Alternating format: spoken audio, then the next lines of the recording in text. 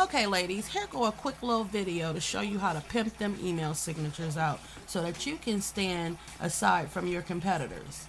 So you're going to open up your Gmail. Right hand corner, go to your settings. See all settings.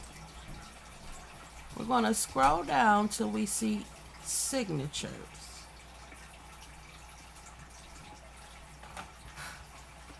Right here, signature. I have no signatures, so we're going to create one. Name your signature. Create. Insert an image. So here I already have one uploaded, but if you want to upload one, just click on upload and select one off your computer or wherever you're getting it from. So I'm going to select this one. Select. And here it is. So this is my new pimped out email signature.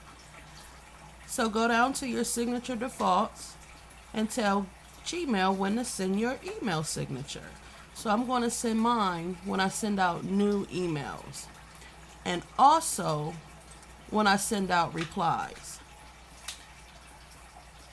Scroll to the bottom, save your changes, click on compose just to double check, and there's your email signature all pimped out.